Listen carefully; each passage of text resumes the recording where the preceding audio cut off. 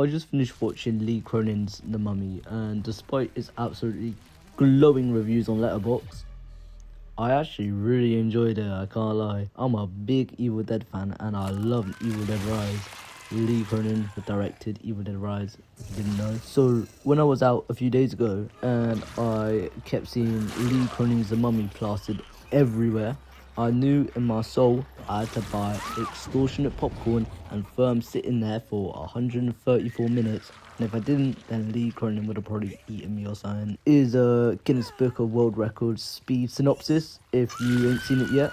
So, a little girl called Katie goes missing in Egypt and is found alive 8 years later in a 3,000-year-old sarcophagus. So, what happened to her? Without spoiling anything, again, I really fought with it, you know. I rate it like a good 6.5, 7 out of 10. You can definitely see the Evil Dead inspiration, but it does feel like Geezer wanted to make an Evil Dead film, couldn't, so he made one but hid it under some linen wrappings and relocated it to Egypt. It's the same thing as calling your AirPod a hearing aid. Like, come on mate, we all know that's pure waffle. I remember I once said that in secondary because we weren't allowed our phones or headphones or nothing, and the teacher that I said it to, yo, I'm just saying, if she could have hit me, she would have, no doubt. Alright, there's gonna be spoilers now, so click off if you ain't seen it yet, or if you're moving like an absolute mad one and don't give a fuck about spoilers and carry on watching. I also just clocked that I should probably connect this to Dead by Daylight somehow.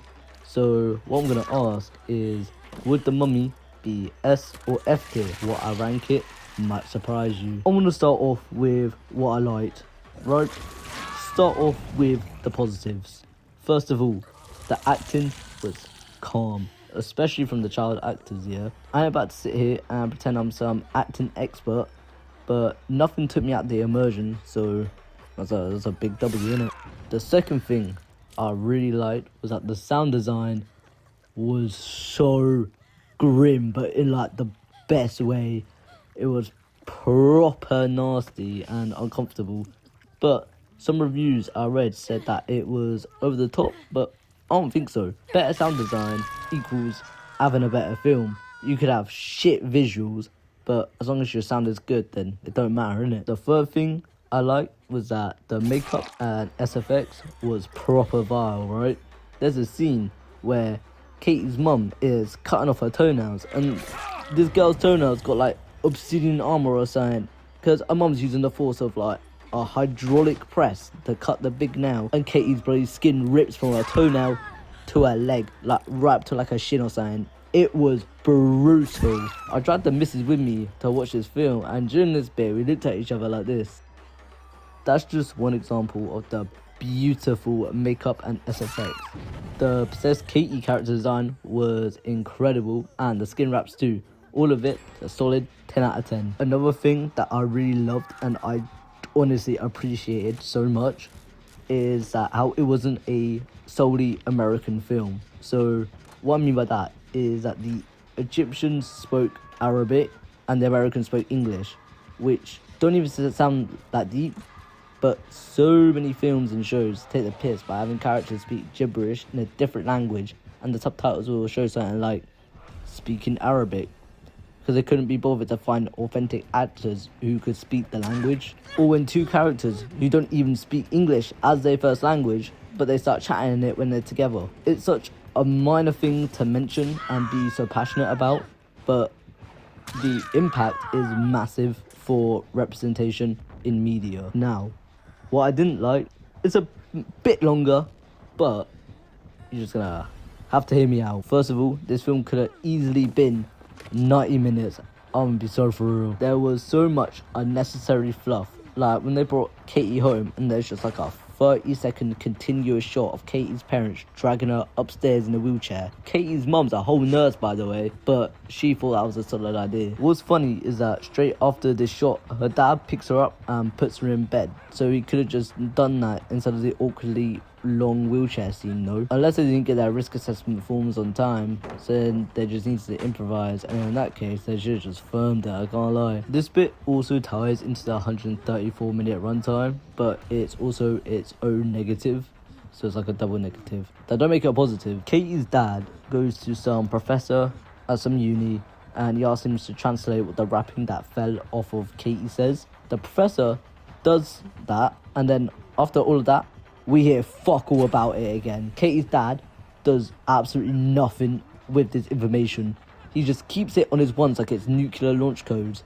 He don't even tell his missus or the detective that's working on his case. Also, his missus finds out the same information, but again, they don't chat about it or nothing. We then have to watch the detective figure all of it out after we've already seen this exact scene 2 other times, just in different fonts. The last major flaw, and this one, I'm not gonna lie, yeah, it actually pissed me off so much.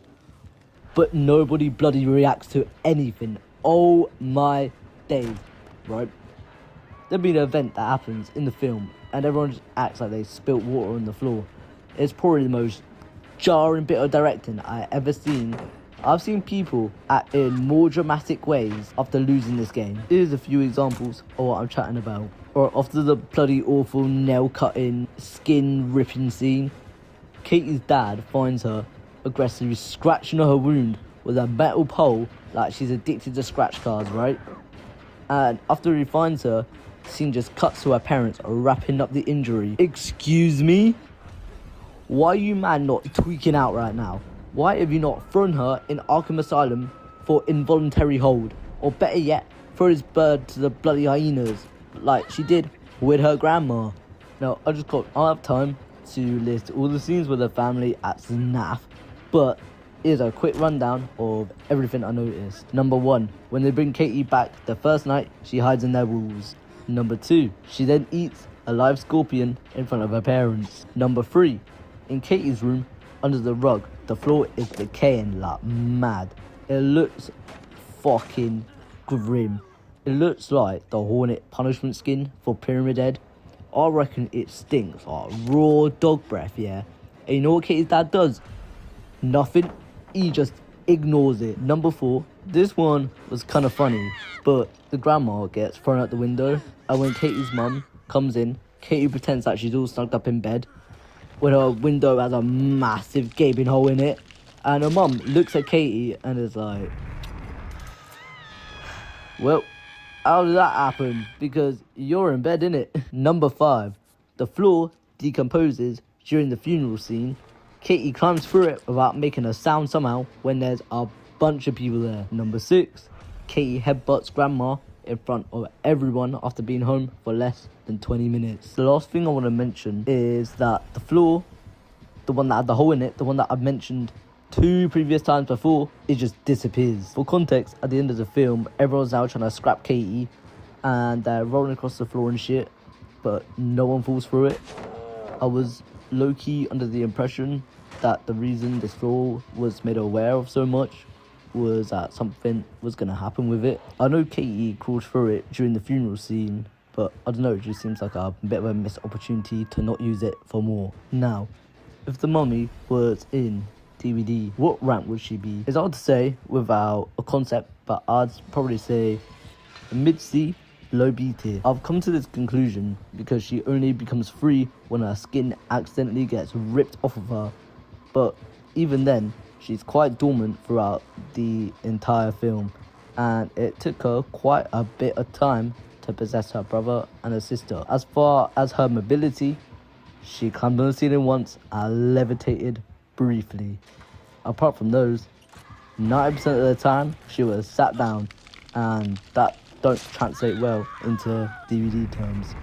There's probably someone out there you can make have a sick power, I can't lie. I'd actually love to hear your man's ideas, and if you have any ideas about our power, so let me know if you got one. Anyways, thanks for watching. Like and subscribe, or you'll have a comp nurse and a blight on comms in your next 2v8 match.